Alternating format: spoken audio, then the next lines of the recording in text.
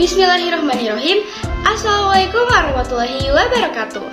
Shalom, Om Swastiastu, Namo Buddhaya, Salam Kebajikan. Perkenalkan, nama saya Nur Mawadah dengan NIM 22020550240 dari kelas Pendidikan Teknik Elektronika B, Prodi Pendidikan Teknik Elektronika, jurusan Pendidikan Teknik Elektronika. Pada kesempatan kali ini, saya akan membuat video mengenai penjelasan materi-materi yang telah diberikan pada mata kuliah Teknik Kendali dengan dosen pengampu Bapak Ganggan Canggi Arnanto, SPD, MPD. Nah, pada mata kuliah Teknik Kendali ini, kami telah diberikan 8 materi. Di antaranya yaitu yang pertama mengenai apa sih sistem kendali itu, yang kedua feedback control, yang ketiga analisis respon waktu, yang keempat sensor dan transducer, yang kelima embedded system atau sistem tertanam, yang keenam artificial intelligence, yang ketujuh computer aurically controller, dan yang terakhir yaitu programmable logic controller. Nah, tanpa berlama-lama langsung saja kita masuk ke materi yang pertama, yaitu sistem kendali.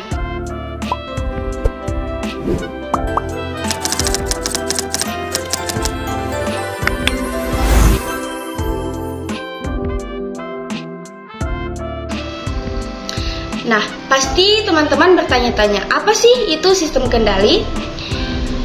Secara umum, sistem merupakan sekumpulan komponen yang saling bekerja sama untuk melakukan suatu fungsi. Nah, suatu sistem ini berinteraksi dengan lingkungannya dan dibatasi oleh batas sistem atau sistem boundary. Kemudian kontrol. Kontrol merupakan proses yang menyebabkan suatu variabel sistem selaras dengan suatu nilai yang diinginkan. Nah, jadi secara umum, sistem kendali atau control system merupakan interkoneksi komponen-komponen yang membentuk suatu konfigurasi sistem yang akan menghasilkan suatu respon sistem sesuai yang diinginkan. Kemudian, ada yang dikatakan dengan open and closed loop. Nah, open loop control system merupakan suatu aktuator untuk mengontrol proses secara langsung tanpa adanya umpan balik atau feedback. Kemudian, closed loop control system menggunakan pengukuran sinyal output dan feedback output, di mana untuk membandingkannya dengan output yang diinginkan atau referensi. Kemudian, ada komponen dari sistem kendali.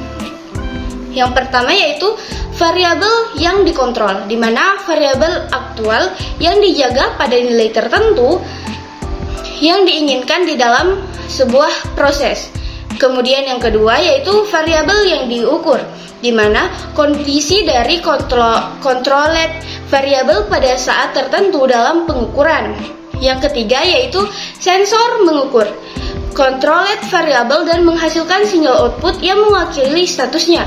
Kemudian feedback output dari measurement device. Kemudian ada set point atau nilai dari controller variabel yang diinginkan. Kemudian ada error detector atau pembanding set point dengan sinyal feedback dan menghasilkan sinyal output yang sesuai dengan perbedaan tersebut. Kemudian ada sinyal error output dari error detector. Kemudian juga ada controller atau otak dari sistem yang menerima error sebagai input dan menghasilkan sinyal kontrol yang menyebabkan controlled variable menjadi sama dengan set point. Kemudian ada aktuator atau otot dari sistem ini adalah alat yang secara fisik melakukan keinginan controller dengan memasukkan energi. Kemudian ada variabel yang dimanipulasi, di mana besaran fisik yang merupakan hasil dari kerja yang dilakukan aktuator. Kemudian ada plan, proses, atau objek fisik yang dikontrol. Kemudian ada disturbance atau gangguan. Faktor pengganggu menyebabkan perubahan pada variabel yang dikontrol. Nah, mungkin itu saja yang bisa saya sampaikan pada materi yang pertama. Kemudian kita lanjut ke materi kedua, yaitu feedback control.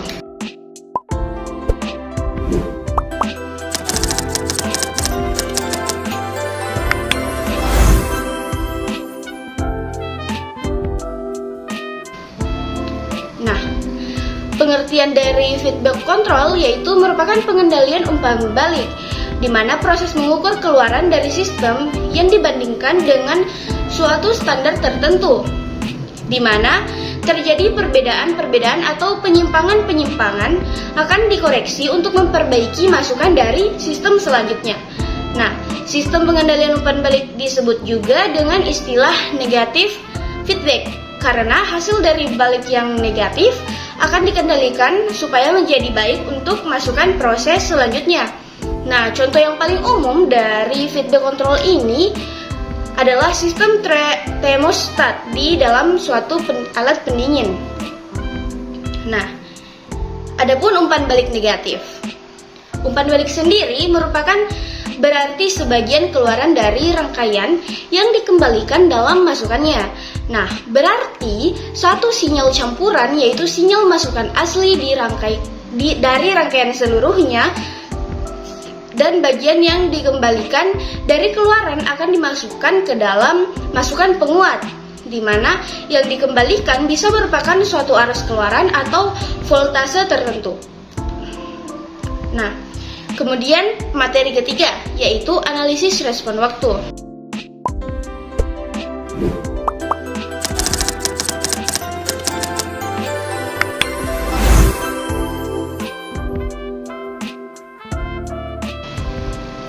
Pasti teman-teman masih terasa asing dengan apa itu analisis respon waktu. Nah, dalam prakteknya, sinyal masukan sistem kendali tidak dapat diketahui sebelumnya, tetapi mempunyai sifat yang acak, di mana sehingga masukan sesaat tidak dapat dinyatakan secara analitis. Nah, untuk analisis dan perancangan sistem kendali harus memiliki dasar perbandingan kinerja berbagai sistem kendali. Nah, apakah yang dimaksud dengan keadaan transien itu?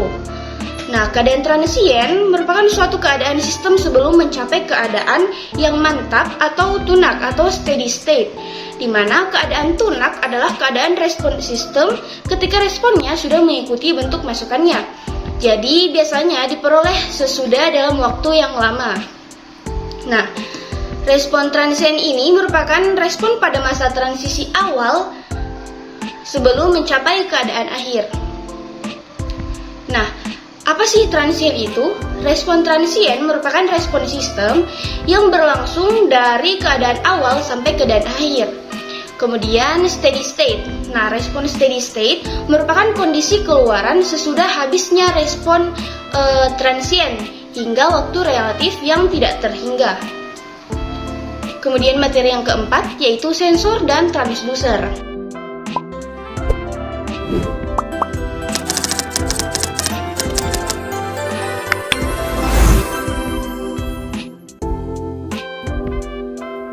Sinyal masukan sistem kendali tidak dapat diketahui sebelumnya, tetapi mempunyai sifat acak. Sifat yang acak sehingga masukan sesaat tidak dapat dinyatakan secara analitis. Nah, untuk analisis dan perancangan sistem kendali harus memiliki dasar perbandingan kinerja berbagai sistem kendali. Nah, adapun beberapa jenis-jenis dari sensor. Yang pertama, yaitu ada sensor cahaya. Yang kedua, yaitu sensor tekanan.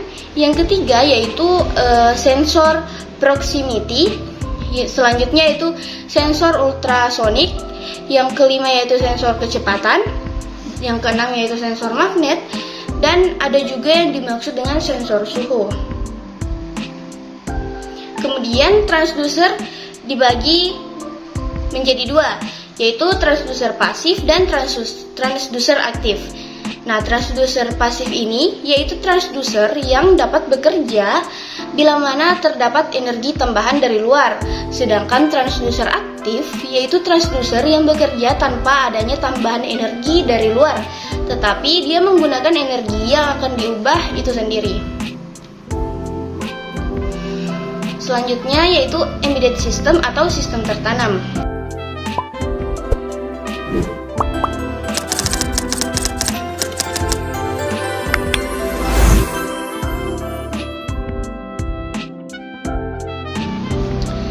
Pengertian dari sistem tertanam ini adalah sistem yang menempel pada sistem lain.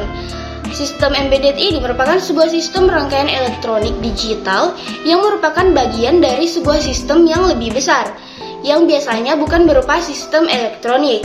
Nah, kata embedded sendiri menunjukkan bagian yang tidak dapat berdiri sendiri. Nah, sejarah dari sistem embedded ini, sistem embedded modern yang pertama kali dikenali adalah Apollo Guidance Computer. Ini dikembangkan oleh Charles Starkdraper di MIT Instrumentasi Laboratorium awal pada tahun 1960-an. Nah, Apollo Guidance Computer atau AGC ini adalah onboard digital computer atau papan komputer digital yang diinstal di setiap spacecraft program Apollo, baik Command Modul CM dan Lunar Modul LM. Nah, kemudian ada standalone atau mandiri. Nah, perangkat standalone ini dapat berfungsi secara independen dari perangkat keras lainnya. Dia tidak terintegrasi ke dalam perangkat lain. Kemudian ada real time.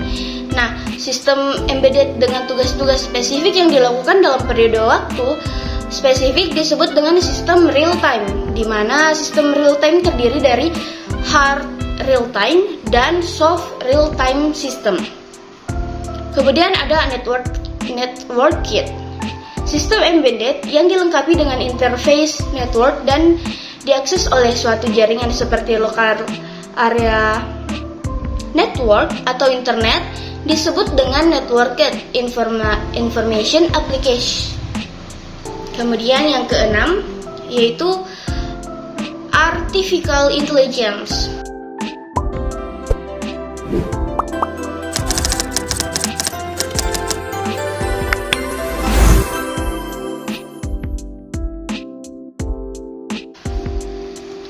Nah, konsep dasar dari artificial intelligence ini yaitu merupakan AI, yang merupakan proses di mana peralatan mekanik dapat melaksanakan kejadian-kejadian dengan menggunakan pemikiran atau kecerdasan seperti manusia. Namun, sebagian kalangan menerjemahkan artificial intelligence sebagai kecerdasan buatan, kecerdasan artifisial, intelijensia artifisial, atau intelijensia buatan. Nah, AI ini dapat membuat sistem komputer bertingkah laku seperti manusia, dan sistem komputer dapat bertingkah laku yang diterima logika atau masuk akal manusia. Nah, apa sih tujuan dari kecerdasan buatan ini? Yang pertama, yaitu membuat mesin menjadi lebih pintar. Nah, ini merupakan tujuan utama dari dibuatnya kecerdasan buatan.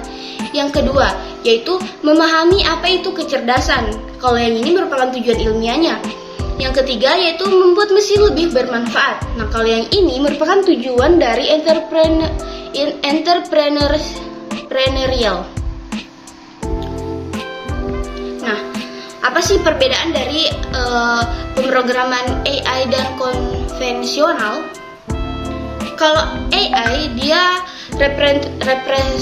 representasi dari manipulasi simbol, sedangkan kalau komputasi konvensional dia algoritma.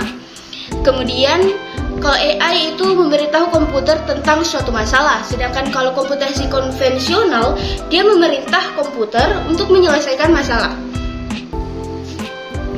Nah, kemudian kalau AI itu komputer diberi pengetahuan dan kemampuan untuk inferensi, sedangkan komputasi konvensional memberi data kepada komputer dan program.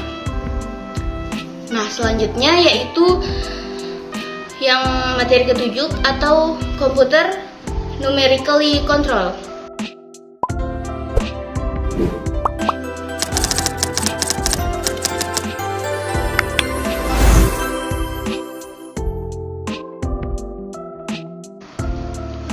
CNC atau Computer Numerical Controller adalah salah satu sistem pengendali yang banyak digunakan untuk mengendalikan atau mengatur pengoperasian mesin perkakas. Nah, mesin perkakas yang dilengkapi dengan sistem CNC secara umum tidak berbeda dengan mesin perkakas konvensional. Nah, fungsi dari CNC ini sendiri dalam hal ini lebih banyak menggantikan pekerjaan operator dalam mesin perkakas konvensional. Misalnya, pekerjaan mengatur gerakan pahat sampai pada posisi siap memotong. Nah, gerakan pemotongan dan gerakan kembali ke posisi siap memotong. Nah, kemudian ada penamaan sistem suhu atau koordinat. Yang pertama yaitu sumbu Z. Sumbu Z direferensikan pada poros utama atau spindle mesin. Spindle ini dapat memutar pahat, misalnya bagi mesin Franz, Cotter, dan Gurdi, atau memutar benda kerja, ya, atau contohnya untuk mesin bubut dan mesin gerinda silindris. Kemudian ada penentuan simbol atau sumbu X, di mana sumbu X ditetapkan sejajar dengan arah memanjang meja mesin dan dipilih orientasinya horizontal. Kemudian penentuan sumbu Y. Orientasi dan arah positif sumbu Y ditetapkan menurut kaidah tangan kanan setelah sumbu Z dan sumbu X ditentukan. Menurut kaidah tangan kiri bila Y ditentukan berdasarkan orientasi Z dan X. Nah, kemudian ada penerapan mesin CNC. Salah satu contoh penerapan mesin CNC pada bidang pengendalian elektronika adalah mesin pencetak jalur PCB. CNC adalah peralatan permesinan seperti mesin bubut atau milling atau freeze yang dikendalikan oleh komputer. Nah, CNC digunakan untuk pembuatan PCB adalah CNC milling. Alat ini memiliki mata bor atau pisau cutter yang dapat bergerak dalam 3 dimensi sehingga CNC dapat digunakan untuk pekerjaan penggembaran PCB secara otomatis. Nah, kita masuk ke materi yang ke-8 atau materi yang terakhir yaitu Programmable Logic Controller.